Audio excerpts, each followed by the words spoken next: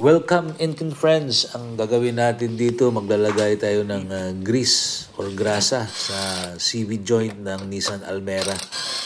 Dahil napansin natin na lumalabas na yung grasa at tanggal yung mga clip nito. Panoorin na lang natin.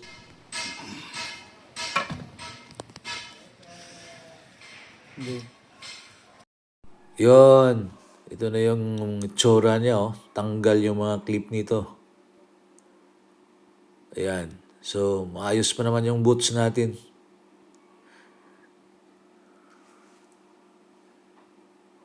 Okay, ang gagawin natin dito, pupunasan muna natin.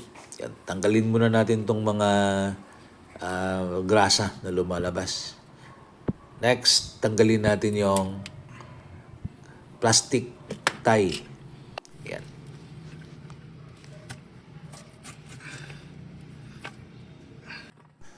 Push na din to para makita natin yung CV joint yun.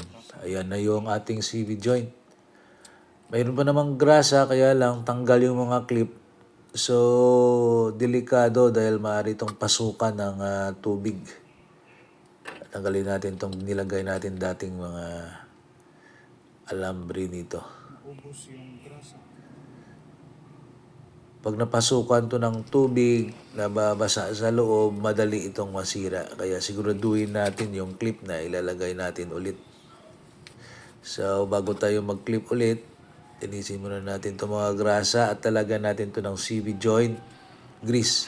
Ito yung gagamitin natin na pang-clip. Palitan natin yung plastic at saka yung alambre. Ito yung stainless steel wire tie. Yan.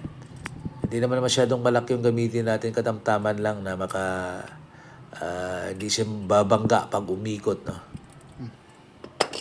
So, tinanggalan natin yan para hindi siya masyadong mahaba. Yung katamtaman lang yung size.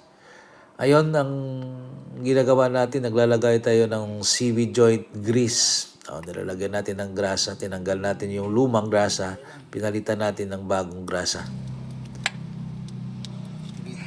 Yan. So, binubumba natin yan doon sa loob. So, ito yung ginamit natin na CV joint grease na binili natin.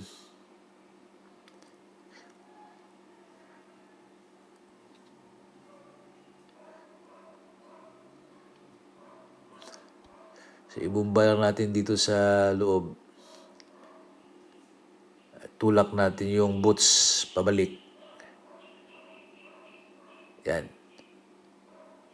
So, siguraduhin natin na yung mapasok natin ng maayos para paglagay natin ng stainless steel wire na gagamitin natin. Yan. Okay.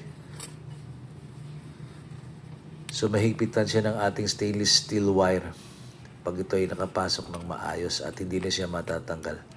Ayun, ito na yung ating stainless steel wire tie na ilagay. Higpitan na lang natin para mahigpitan yung boots natin at maiwasan yung pag-leak, no? Ng ating grasa na nilagay.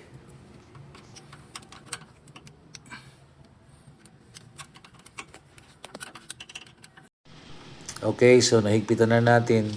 Kung ipakita ko sa inyo na yung ginamit natin na steel wire ay dapat hindi siya mababangga, no? Ayan. So, mayroon siyang allowance dito sa gilid. Ayan. So, pag umikot yan, hindi siya mababangga at hindi matatanggal yung ating steel wire na nilagay.